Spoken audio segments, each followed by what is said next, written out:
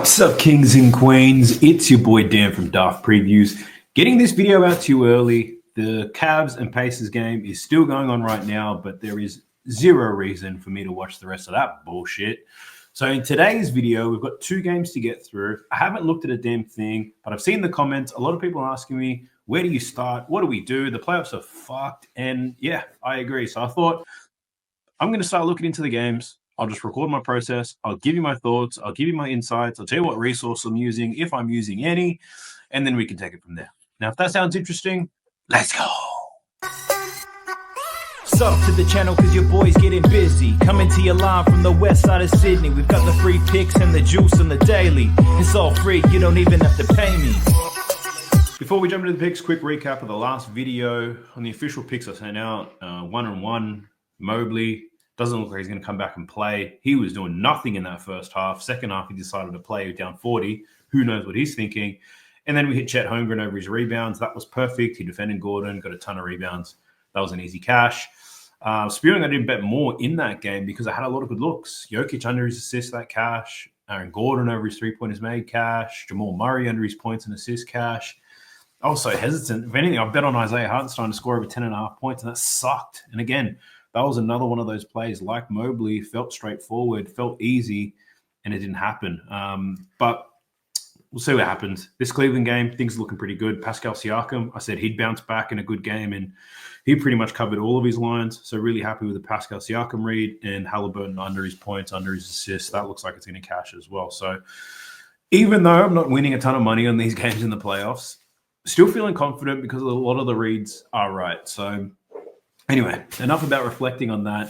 This is going to be a longer video because I don't know how long it's going to go for. I'm going to kind of take you through my process, take you through the thoughts.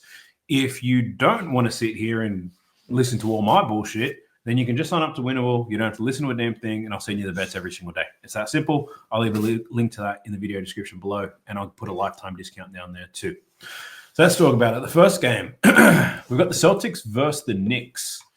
So we've got game 4. Knicks up 2-1. The Celtics finally won a damn game. And where you start in this, in the whole betting process, you have to understand what happened in the last game so you can have context as to what's going to happen in this upcoming game. I can't predict the future. Not many people can. So you're kind of making a whole lot of assumptions here. But I like to start every game with context. Who do I think wins? Do I think it's fast-paced, slow-paced, yada, yada, yada. But looking at game 3, Celtics win 115-93. Knicks are up 2-1. In terms of that game 3, what happened? The Celtics started off really strong the way that they have been all series. They took a big lead and they didn't drop off. The biggest difference for Boston, they finally got their three-point shooting down 20 from 40, 50% from the field. Peyton Pritchard was huge off the bench. Jason Tatum was more efficient, but still only scored 22 points. And defensively, Boston were great. The Knicks, 20% from 3, 5 from 25. Really killed their chances for any comebacks. Knicks, very slow start. Jalen Brunson was the only one. Karl Anthony Towns. They were the only two that did well. I did say in that game they needed the role players to play well, OG, Mikal Bridges, and it didn't happen at all. So that's pretty much what happened. In terms of some tactics that I noticed in that game, Celtics relied on their three-point shooting. They didn't have many turnovers, which is good. They had some intentional fouls going for Mitchell Robinson, I believe. I think they were hacking a Robinson. Let me double-check that real quick before I start making bullshit up. Mitchell Robinson, 6 from 8. Yeah, he's 4 from 12 from the free throw line. So they hacked Robinson all over again. For the Knicks, slow start, never recovered, poor three-point shooting.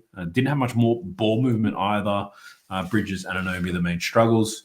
Some key comments that I tend to look at from the coaches and the players. Joe Mazzulla, he said, he emphasized tapping into your darkness for motivation. Peyton Pritchard said, if you believe in your shot, take it with confidence. Jalen Brunson said that the Knicks, they lacked focus and energy. And Coach Tibbs, he wants to see an improvement on the defensive end, intensity and communication. In terms of some adjustments that I expect to happen in Game 4, I think the Celtics, after the success they had in Game 3, I think they take a bit more three-pointers. I think they let that thing fly. I think the bench probably trust them a little bit more. Peyton Pritchard probably earned himself a few minutes there. And the Knicks, I think they have to start fast. They've started slow in every single game. They need to get better at tightening up on the perimeter. I think Bridges and Anunoby, they need to get more involved. I don't know how well they're going to, but we'll see. And Mitchell Robinson, does he continue to see minutes just with the strategy of having to foul him? That I'm not too sure about. So let's just talk about it. One thing I like to do when I look at these games, normally I look at projected minutes, but in the playoffs, I wouldn't say it's easier, but like these guys are facing each other the whole time. There's usually a 7-man rotation. So diving deep into minutes is not the most exciting thing for me, and I don't think it's really impactful. What I like to do is try to anticipate adjustments. I basically look at the game, the previous game from the player, and I think to myself, will this happen again? Will they do better? Will they do worse? And I do that for every single player until I get a picture in my mind, and then I dive a little bit deeper. So for Jalen Brunson, he scored 27 points. His line's at 27.5. Last 2 games, he's gone under. The volume is nice, though, so he's taking more than 20 shots per game in this series. The problem for Jalen Brunson is the percentages aren't there. I'm not too interested in betting on the 27.5. Yeah, the Knicks might be better. That might mean Jalen Brunson goes over, but I've got no interest in playing that. His assist line at 6.5. It looks like he's got a ceiling of 7 and a floor of 5 based on the volume that he's seeing in terms of potential assists. So I'd probably lean to the over here, but I think there's a very minor edge for Jalen Brunson, so I'm not interested in that. And very much the same with his rebounds. His floor and his ceiling, very close together. An outline of 3 perhaps, but yeah, nothing on Brunson really gets my attention there. Here's one, Karl-Anthony Towns. The last 2 games he's been great. 21 points in the last 2 games. One thing I'll call out, he was 5 for 18 in the last game, 28% from the field, 20% from 3, got to the free throw line, which shows he's aggressive. Karl-Anthony Towns shot terribly in that last game, still managed to score 21 points. I like his upside to go over this, 19.5, especially if we see an improvement in his percentages. So the volume is nice. So he's getting the usage that we like to see. In terms of assists, lines at 1.5. He's barely getting any potential assists. This Knicks team's not moving the ball around nicely. 1.5. You can get plus money for Karl-Anthony Towns and not to get 2 assists, which is going to be sweaty as hell, but I don't mind the look there. And his rebounds have been great in all 3 games, 13, 17, 15. He's getting 20-plus rebound chances in all of these games. Looking at his games where he gets 20-plus rebound chances this season, he actually had 20-plus rebound chances plenty of times. 42 games where he's had 20-plus rebound chances, 34 of those he's hit. If we look at games where he has 20 to 25 rebound chances, he's over this line in 24 of 32. So just on the numbers alone, we can see Karl-Anthony Towns doing quite well in terms of rebounds. So I don't mind the look there for Karl-Anthony Towns. We know he's going to get the minutes. The opportunities should continue to be there. I don't think they change the defensive strategy as to who he defends. Now, this is one thing that I do all the time, and I'll share my screen with you on this one. Go to NBA.com, not the Australian version because that one sucks. Here it is. And what I like to do, and this is how I know who's defending who and yada, yada, yada. I like to analyze the previous box scores to figure out what's going on. So looking in the last game for Karl-Anthony Towns, I want to see who was matched up with. That's the main thing. Karl-Anthony Towns on defense. We can see here, Karl-Anthony Towns spent a lot of time defending Al Horford. Spent a little bit of time on Jason Tatum, which I don't think is ideal. Bit of Kristaps. But Al Horford seems to be the main guy. And I could have just assumed that, but it's always good to check because in the playoffs, these guys are making adjustments. So for Karl-Anthony Towns, he's defending Al Horford. And what does Al Horford do on offense? He kind of just sits on the weak side. He waits for the ball. So pretty much if you're looking to target rebounds, those are the types of matchups you're looking for.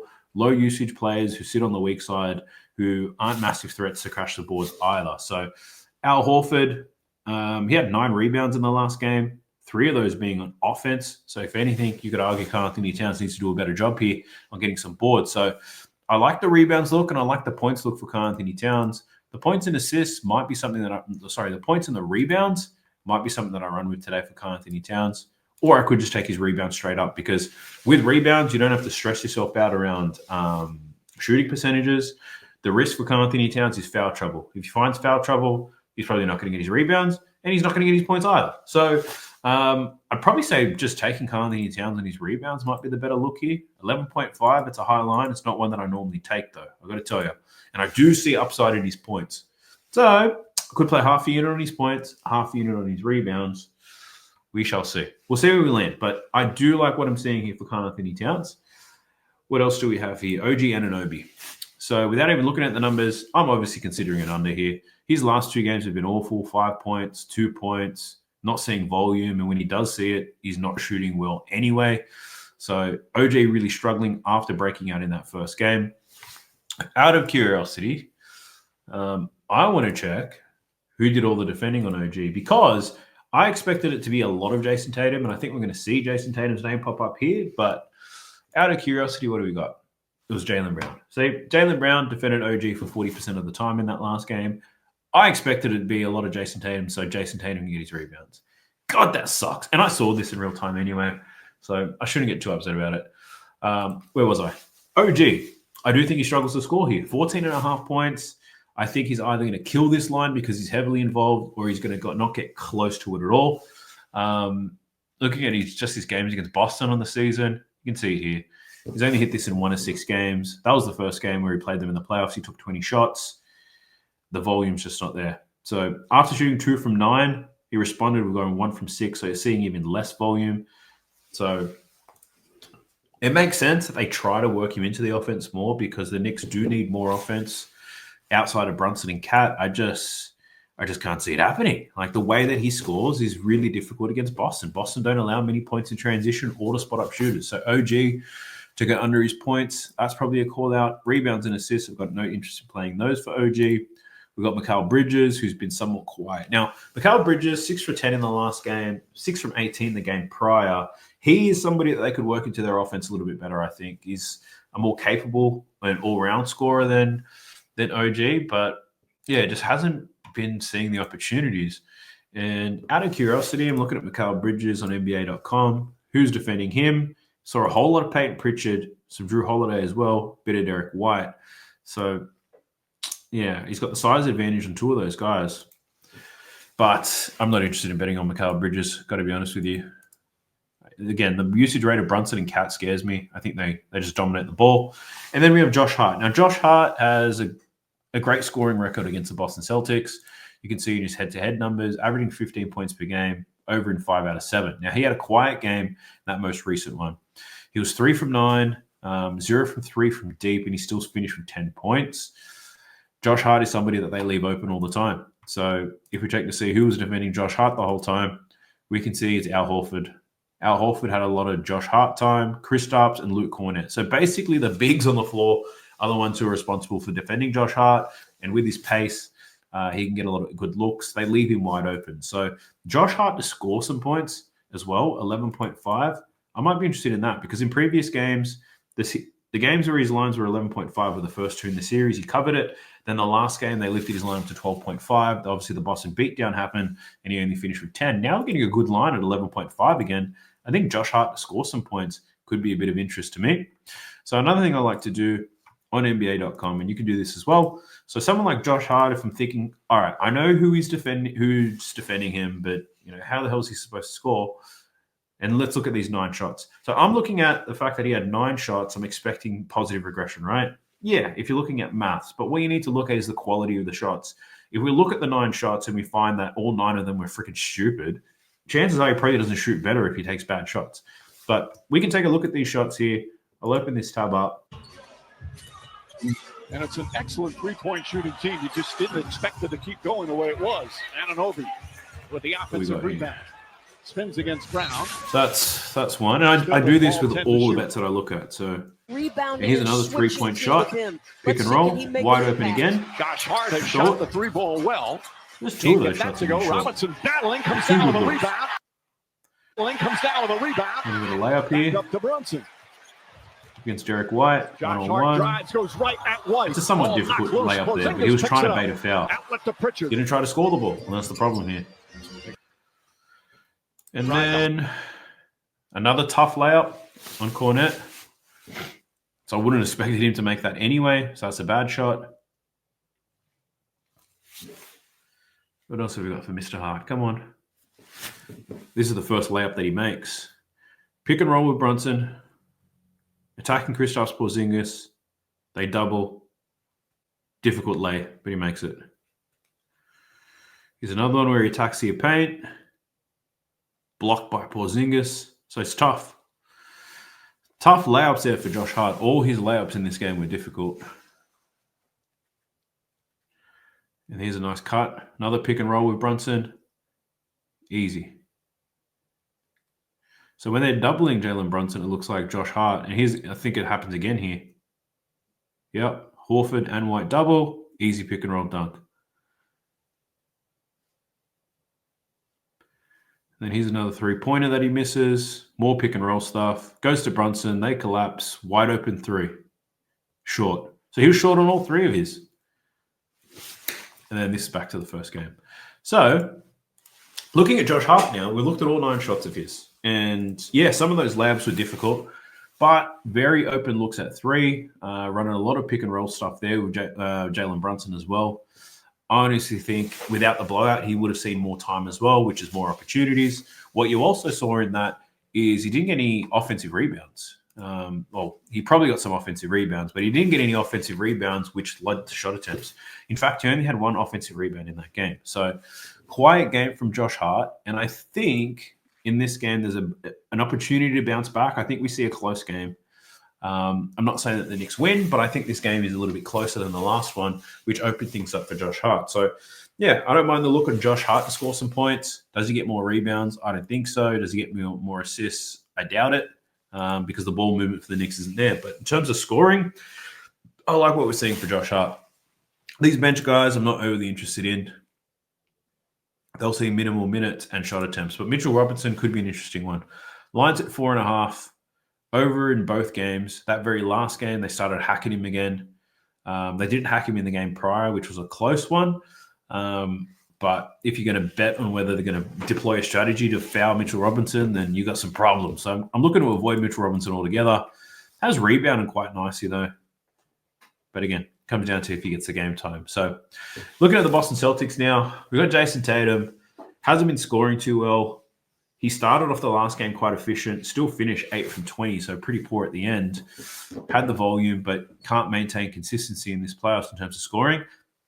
I can't but help but lean to the hit rate here and take the under because the volume's not the best. We've got 23, 19, and 20.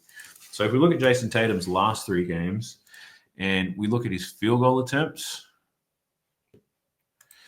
he's averaging 20.7 field goal attempts per game, right? So if we look on the season and we just look at games where he takes, let's just assume he shoots more than 20, but only a little bit more than what he has been. When he takes 20 to 23 shots this season, he's over this line in 16 out of 30 games, averaging 27.4. But we can see here the New York Knicks, this is the postseason stuff, so it's hard to rank them. But the Knicks have been pretty good at limiting points in the pick and roll, which is interesting. Oh, actually, they're terrible. What am I talking about? It's isolation what they've been good at. So Tatum taking 20 to 23, 53% hit rate. His percentages in these games, 44% from the field, right? But if we look at his last 3 games, he's only shooting 32%. So the volume, in order for him, basically what I'm saying is in order for him to cover 27.5 points, he needs to shoot as well as he normally does. In order to cover this, based on the volume, the percentages haven't been there in any games. Is there any reason why all of a sudden in game 4, his field goal percentages improved? I don't know. I doubt it. He's still going to deal with OG the whole time. So I'd probably lean to the under there for Jason Tatum. The assists feel pretty sharp to me. Don't want to touch that. The rebounds, obviously, I want to bet the over, 10.5. But, yeah, it's the whole matchup thing. If he's defending Karl Anthony Towns again, then it's going to be difficult for him to get the boards. He's not going to see the opportunities. So someone like Jaylen Brown could get the rebound opportunities if he picks up OG, but Jaylen Brown not the willing rebounder that Jason Tatum is. So it makes it a little bit tough. But let's talk about Jaylen Brown. His points line, 22.5, 3 games, 23, 20, 19. Same thing as Jason Tatum, just not shooting well. He's seeing the volume for sure. The percentages are not there, and I don't want to put money on him improving his percentages. In terms of his assists, that's highly inconsistent. He's not really moving the ball around and creating for others. So if anything, if I had to bet on Jaylen Brown, which I'm not going to, I'd probably be leaning to an under in his PRA. I don't think he's going to be good at everything in order to cover that. Then we got my guy, Derek White. So Derek White has been the consistent guy to bet on if you're betting on him. 16.5 points. The line's moved up slightly 14.5 in game 1, then 16.5 in game 2, 15.5 in game 3, back up to 16.5 now. So he finishes in 17 points in the last game, only plays 34 minutes. So he didn't play the last 5 to 6 minutes he normally would because of the blowout. Only had 10 shots, but he shot a decent percentage in that one. If this game is close, I do like our chances of Derek White going over. What's his 3-point line? Is it 3.5? I don't love that. So I probably lean to the over in his points. The assists, they hit and miss. Some games he moves the ball around and sometimes they do not. And that's the Boston Celtics offense. His rebounds. Now, this could be an interesting one. So this was at, it closed at 5.5, but it opened at 4.5 in the last game. The game prior was 4.5 as well. And he'd been rebounding extremely well. And that's because Derek White, based on my analysis from the previous games, Derek White had spent a lot of time defending Mikal Bridges and other low usage guys, but he didn't see the rebound opportunities much in the last game. So out of curiosity, I want to look at the matchups in the last game. I want to check to see who Derek White was defending. And you can see here, Derek White in that last game defended a lot more Jalen Brunson than he normally would Mikal Bridges on the weak side, which is why Derek White didn't rebound as well as he normally does. And this is why the matchups and getting those right are so important. Whereas in previous games, it was Mikal Bridges by far. That's who we spent a lot of time on. So what that probably tells me is if they deploy that again, out of curiosity, how many rebounds did Drew Holiday get in that last game? He only got 2. Lazy bastard. But for Derek White, normally I'd be quick to bet his points and his rebounds. The hit rate's fantastic, yada, yada, yada. But if Derek White is going to defend Jalen Brunson more often, it's going to limit his chances to get rebounds. So if I didn't do this level of research by checking the matchups to see who's doing what, I would quickly bet Jason Tatum, Derek White over their rebounds every single time. But now that we take a closer look, now I've got a reason not to. Because if he's going to defend Jalen Brunson, I don't want to touch Derek White rebounds. So I'm going to have to pass on that. Al Horford got a lot of rebounds in the last game. They were well spread, but Al Horford probably the biggest contributor in that front. He had the same amount of rebounds as Jason Tatum. And Pritchard had 4 boards, White 5, Brown 6. So, yeah, with Derek White, even though he's been consistent, and if you're looking at just hit rates, this looks fantastic. I've got a reason not to bet it. If I had to bet on Derek White, the point side probably is the way I'd go because he typically does see strong volume. Didn't see as much volume in the last game, blowout, and Peyton Pritchard played really well. I don't know if we can trust Peyton Pritchard to go back-to-back in that. So one that I'll probably pass on. But Pritchard in the 3 games, 13, 9, then 23. Been hitting them threes. He lines at 1.5, heavily juiced. No interested in playing that. But the over 2.5 you can get for plus money. But, yeah, I'm not too excited to bet on Peyton Pritchard, I've got to tell you. But what else do we have? We've got Kristaps Porzingis. Porzingis has only played 14 and 19 minutes in the 13, 14, and 19 minutes. Stuck in that bench role. Hasn't been playing well, but I've got to tell you, this line of 8.5 is really low. The problem is he's not shooting well at the moment. So I don't know if it's worth betting on Kristaps right now. I don't know what his problem is. Like, is he still sick? Like, that I'm not too sure about. But we've got Al Horford, 7.5 points. He had a big rebounding game in that last one. A lot of it defending Josh Hart. And if you're defending Josh Hart, you've got to keep him off the glass, but you can also leave him wide open from deep too, so it puts you in a good position. There is a good chance that Al Horford can repeat this, 6, 7, 8 rebounds potentially, but I don't really want to put my money on it. So looking at this Celtics game, the way that I have, I think Karl-Anthony Towns to have a strong game in points and rebounds. I can definitely see him replicating that, and I see upside in his ability to score. OG to go under because I don't think he's going to see the volume that he needs in order to cover that line. Josh Hart, I like him to score some points today. That makes a little bit of sense to me based on who's defending him, his volume, and history. And for this Boston Celtics team, man, it's a mess right now. I know they're all going to score some points, but are they going to score enough to cover their line? That I'm not too sure about. Rebounding, I think they're going to be rebounding by committee. I can't tell you who's going to be the key person to smash their rebound spot because, as you can see, coach is changing who they defend quite often. And in terms of assists, that could also go to anybody. So, yeah, probably not going to take any straight bets here on the Boston Celtics unless something pops out to me, but we'll see.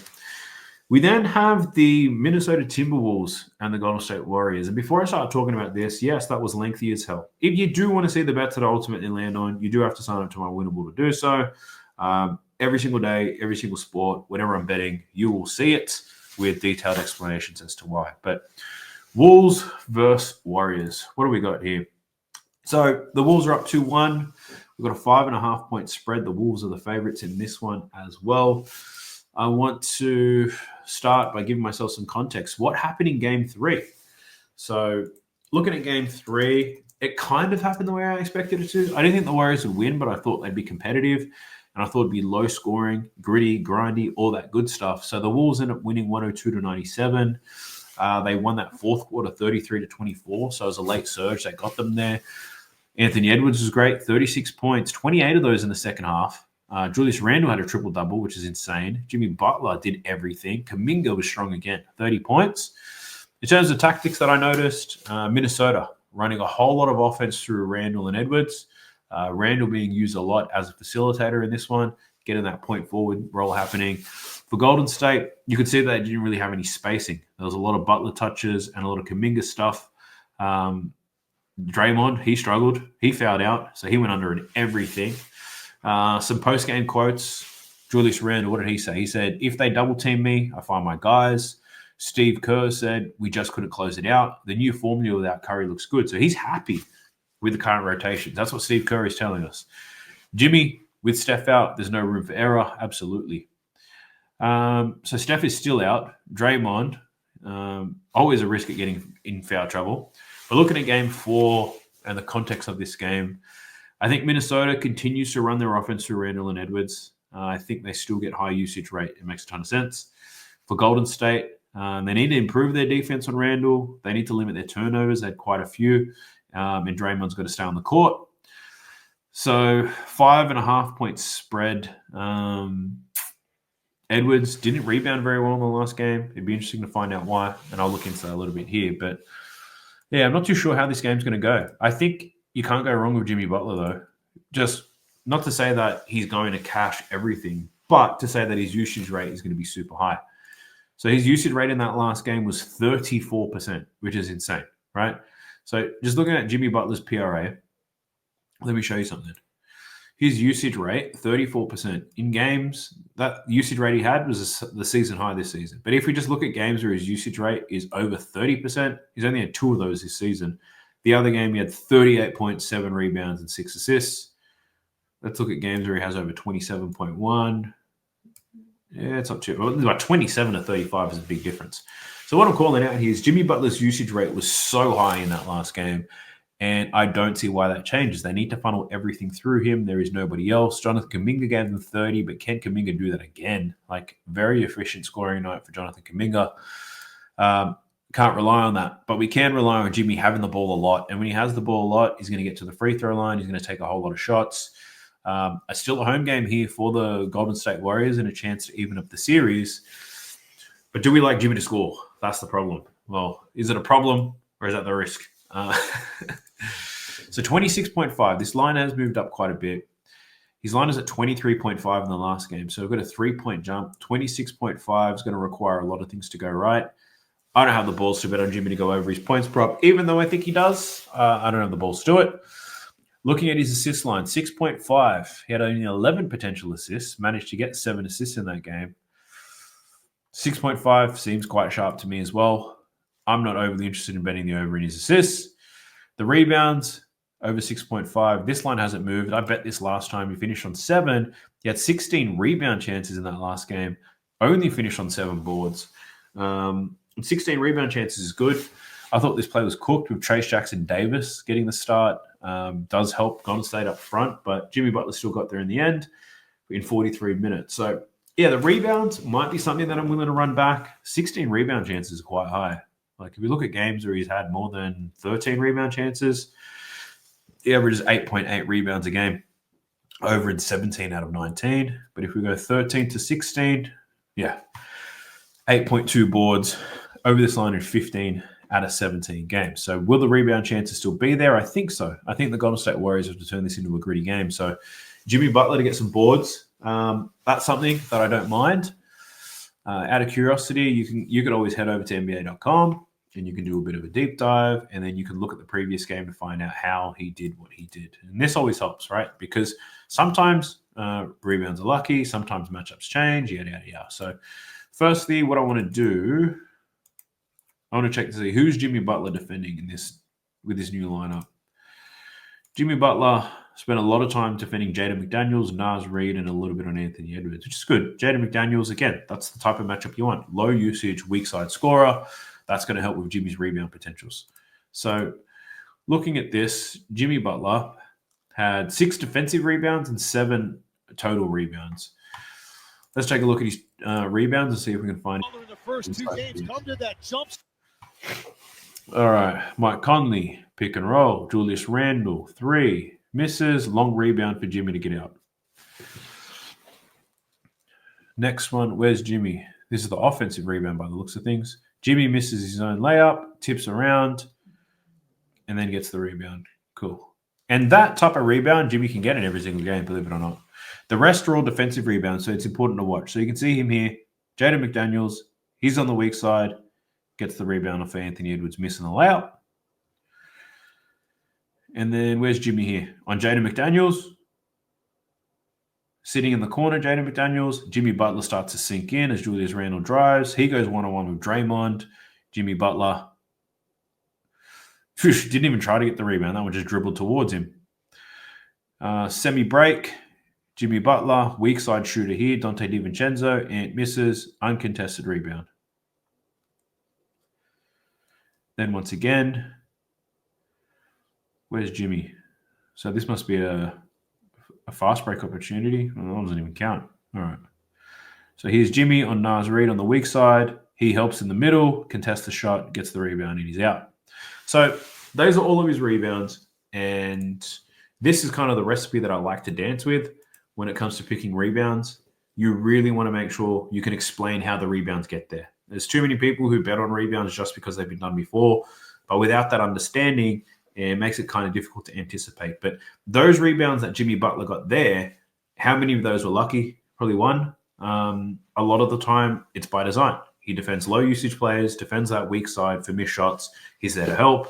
Julius Randle, happy to attack Draymond one-on-one. And if he does, Draymond's not going to be in a position to rebound, which then leaves Jimmy Butler as the best rebounder on that team, available to get some boards. So Jimmy Butler rebounds, that's going to be something that I tangle with.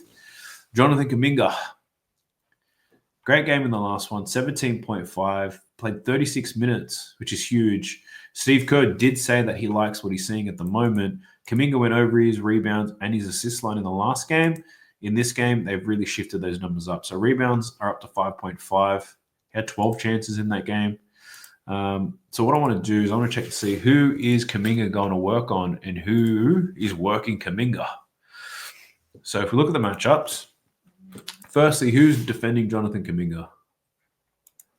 We've got Anthony Edwards, Nickeil Alexander-Walker, a little bit of Jaden McDaniels. And who is Jonathan Kuminga defending? He's defending Jaden McDaniels as well. A bit of Anthony Edwards, a bit of Julius Randle. So he's kind of similar to Jimmy in terms of how he's going to get his rebounds. How he's scoring, that also gets my attention as well. So what we can do here is, yes, he was extremely efficient. What we can look at is Jonathan Kuminga and just look at all 18 shots that he took in that last game. The next best offensive player on the bench.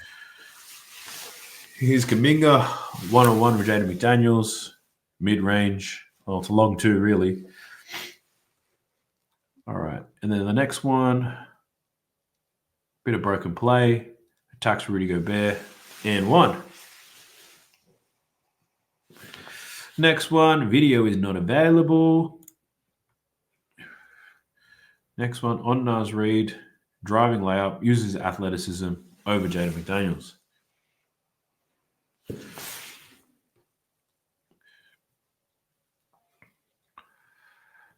Step back into a midi. That's his shot. As bad as that was, that's the type of shot that he takes all the time. And we've got a fast break opportunity. Again, athleticism. Ooh, how about the hop? Missed the layup. Here's another semi-break. One-on-one with Rudy. So he's not afraid. So most players see that Rudy matchup and they're going to pull it out. Like Jimmy Butler's not attacking Rudy one-on-one in those situations, but Kuminga is. You can see here, Ant helps in the middle. Kuminga pulls up the three, misses that. Here's him working off Jimmy. He's on the weak side. Nice cut. Ant's ball watching. Athleticism again. So Kuminga's bringing a nice spark. This Warriors team doesn't have too much athleticism outside of that. That's him one-on-one with Nikhil Alexander-Walker. Tough layup and one. Man, that was nice. And then what do we have here? Buddy Hield finds Kuminga in the corner. Tough three. Bucket. Nice cut. Layup. So these types of shots you can replicate, especially working around Draymond and Jimmy. There's going to be a lot of cuts to the basket. One-on-one with Julius Randle. This is that mid-range he likes to take. Misses it, but that is his shot. And the Warriors don't have too many offensive weapons right now, so I think they live with this. Like, look at this. One-on-one with Mike Conley. He should take that shot. And then he gets stripped by Ant in that one as well. This is the same play. Okay. Misses a layup there. Let me see that again. Misses the layup on Randall. Rush that one for sure. And then this is close to garbage time. Tough three. So you can't count on those types of shots. That's not in his game, but they're chasing points here. Look at Kuminga. That's an offensive foul right there. Takes a ridiculous three. So a couple of empty points is what I'd say. In the real flow of the game, Kuminga still scored about 24 points whilst it was competitive, which was nice. There was a lot of cutting action, which is good. And that's how he does score a lot of his points in this offense anyway. So Kuminga to score over 17.5 points, honestly don't mind that. I can see that happening again. They had good defenders on him. They still need to focus in on Jimmy Butler. Jimmy and Draymond can create, same as Pods. So, yeah, Jonathan Kuminga to score some points would be interesting. Rebounds, I'm not too interested in playing this. 12 rebound chances, but watching Kuminga play, he doesn't try too hard to get some rebounds, I can tell you that. We got Buddy over 13.5. He's just gone over in both games. Volume was down in the last game despite seeing more minutes. I only had 11 shots in that game. Line seems a little bit sharp to me, so I'm not too excited for Buddy. I'm kicking myself I didn't bet this. I thought he'd have a good assist game after the strong scoring outcome that he had.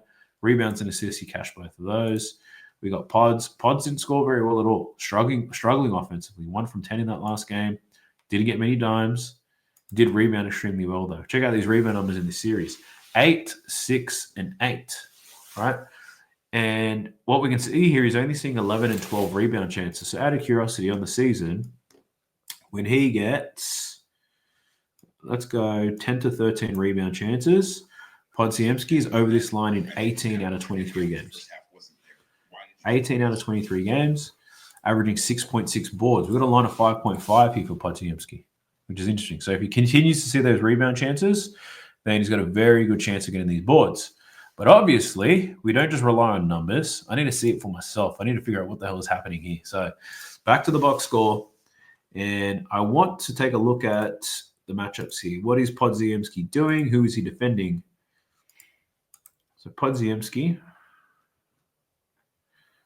I've got to find his damn name. Here it is. All right. So he's defending Mike Conley, which is good. Mike Conley, although he's not heavy on the weak side, it's pretty low usage for a guard. Dante, secondary scorer, Jaden McDaniels as well. So he's defending the right players to get some boards. I will say that. And looking at his rebounds, I just wanted to check something.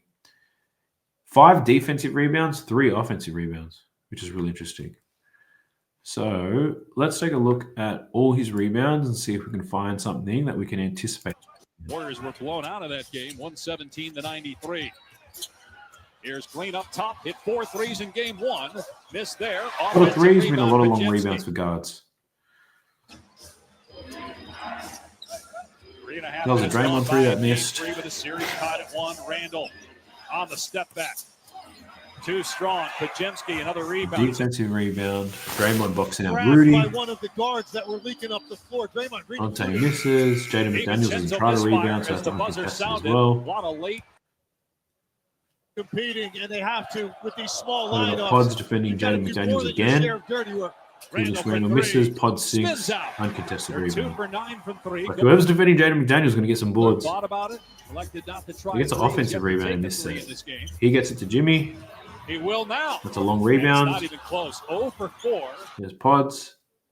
The first one, that one not close and no Where's Pods here? contact. So he was defending 9 Mike Conley. turnovers by the Warriors. Just McDaniels leaves made Mike one Conley. earlier from that spot and not There's that got the time. rebound. Uncontested. And controlled by And Gobert. here's another one. Defending Jaden Edwards McDaniels in sets his transition. Misses a 3, not close. Uncontested board. He's 3 of 11 and 1 of 6 from 3. Side, he saw all the attention that Julius Randle was And getting. here's some offensive in the paint. rebounds. Nobody touches Buddy him on Hield. the cut. Misses a 3. Hield misses a 3. Pods crashes Kept and alive taps again. it out. Warriors were blown out So of nice that little game. tap out. 117.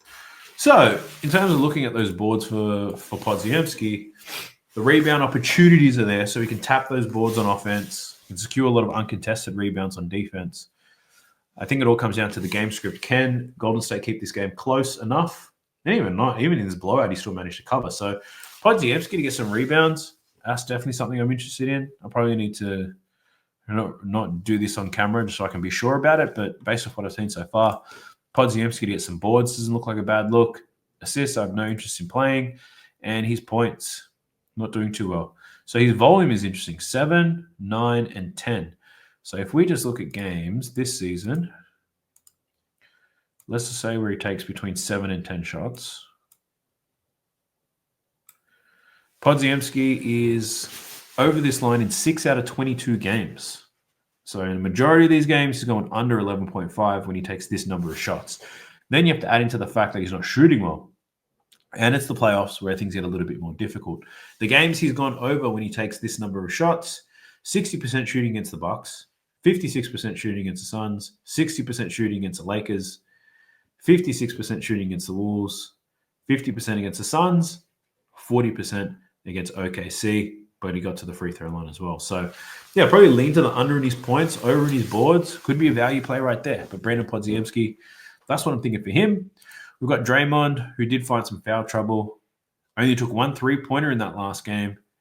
Ever since the second half of the game prior, we're going to say the Minnesota Timberwolves have really slowed him down offensively. The assists haven't been there. Rebounds not there either. 29 minutes. That's all he got. But even if he got more minutes, I don't think he would have seen the boards anyway. Whole lot of boxing out that's required here for Rudy. On Rudy for Draymond. So I'd probably be leaning towards unders for Draymond. Not overly interested in betting on him, but I'd be leaning that way for sure. And looking at the Timberwolves, man. So Anthony Edwards, usage rate in that last game, 34%. Crazy high. Highest he's had all series. So it's just seeing a lot of usage. And Julius Randle, his usage rate in that last game, 29.2%.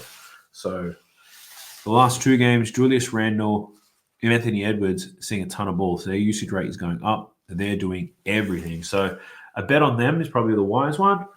Looking at points for Anthony Edwards, he's missing a lot of layups in this series, but he did see a lot of volume. Shot 5 from 14 from deep. Although he's definitely good enough to go the over here. I can't bet on over Anthony Edwards. I can't trust him to do so. Assist numbers, he's not seeing the potential assists. The assist volume is low, and that's because Julius Randle is doing a whole lot of the work. In this series, he's had 4, 8, and 6 potential assists. So if we look at games where he has, I think if we're looking at an under, we'd be conservative. We look at games where he has 6 to 9 potential assists.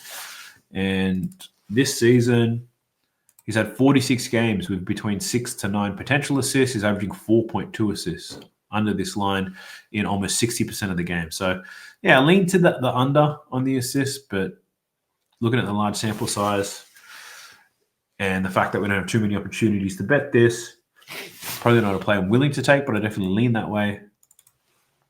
Looking at his boards, what do you have rebounding-wise? Only 4 rebounds. I bet he's over in rebounds in the last game. I know a lot of people did because he was rebounding like crazy, but something changed. He only had 8 rebound chances. So now we've got to figure this stuff out. What is Anthony Edwards doing differently? Let's look at the matchups. Anthony Edwards. So, Anthony Edwards spent a lot of his time defending Jonathan Kuminga, who took a lot of shots, and Brandon Podziemski, Jimmy Butler. So 2 out of the 3 highest usage guys on the team. Anthony Edwards had his fair share of defending them. Out of curiosity, if we compare that to game 2, And in game 2, Anthony Edwards got a ton of rebounds. What did he have? Anthony Edwards, 9 rebounds, all defensive rebounds. And if we look at his matchups in that game, where he at? Anthony Edwards, a lot of Podziemski, Jimmy, Draymond, Moses Moody. Didn't see too much Jonathan Kuminga at all. So Jonathan Kuminga emerging as a scorer in the most recent game, and the fact that Anthony Edwards has to defend him probably limits his opportunities to get boards. Now, I'm not saying that it happens again. What I am saying is it's enough for me not to want to bet it. Not right now anyway. So how do I go back to the third game I was on? All right. Let's get back to this one. So Anthony Edwards, I'm not going to bet on him. I don't know what he's going to do with points. The assists I lean to the under, the rebounds. Depends how active Kuminga might be. So I'm passing on Anthony Edwards. We've got Julius Randle though. Julius Randle been a beast. Obviously that usage rate is high. 17 and 23 shots in his last 2 games. Now let's check to see who's defending Julius Randle. Well, who's supposed to be, because they're not doing a good job. Julius Randle playing very well right now. So if we look at Julius Randle on offense, he's seeing a lot of Draymond. Kevon Looney, bit of Kuminga. And a little bit of Jimmy as well. But the main one there is on Draymond Green. And against Draymond Green, he's taken a lot of volume. So shooting only 44%, but he's not afraid to take some shots is what we're seeing here. Julius Randle's 10 from 23, only 1 from 6 from deep. We need to look at his rebounds. We need to look at his assists. So there's a big Julius Randle segment coming up here, but this is how I'm researching games right now.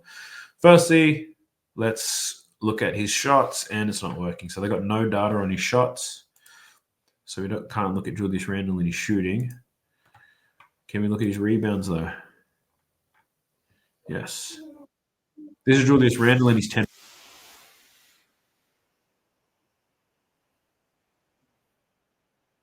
Kind of gets his own rebound. I'm surprised they gave him that. Second one, so you got Julius Randle defending Draymond, leaving him open. Uncontested rebound.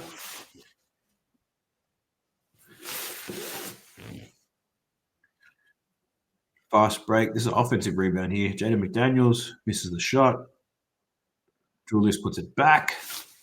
So he didn't have many rebounds in that first half. So he got like 7 rebounds in the second half of this game. There's Randle defending Looney.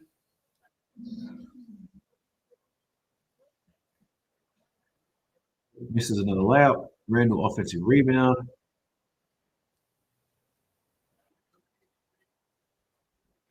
Julius on Draymond again. Good rebound. Good anticipation.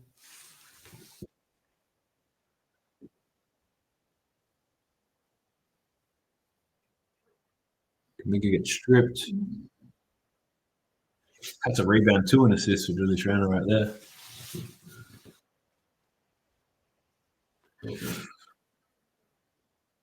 Oh, good help there from Jaden McDaniels.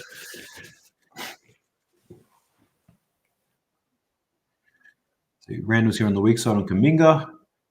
Rudy with a good contest. Randle gets the rebound.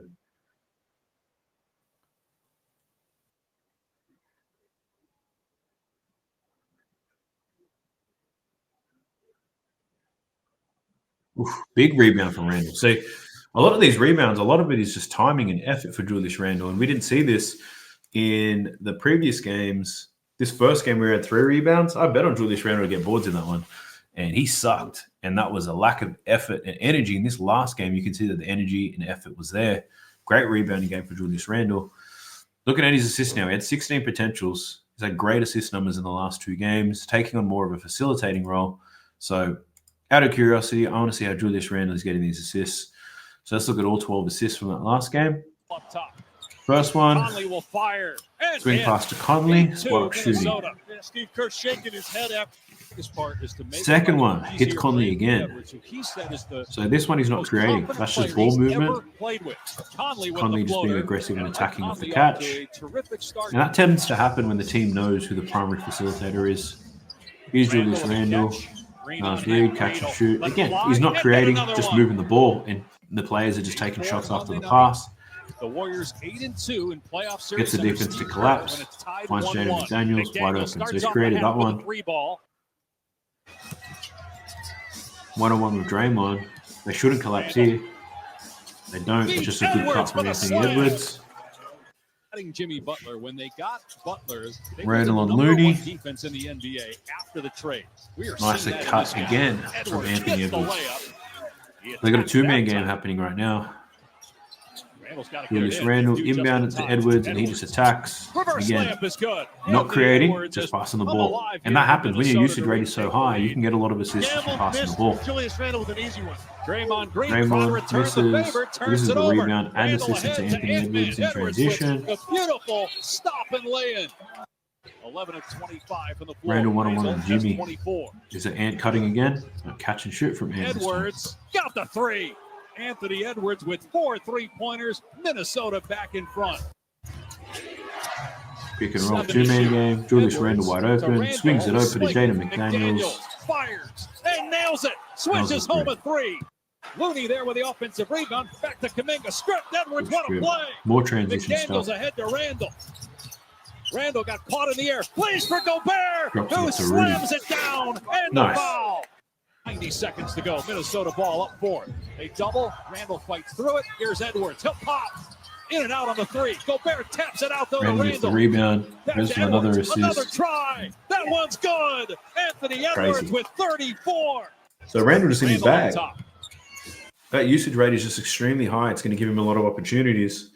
So 16 and 14 potential assists in the last game, 11 in the game prior.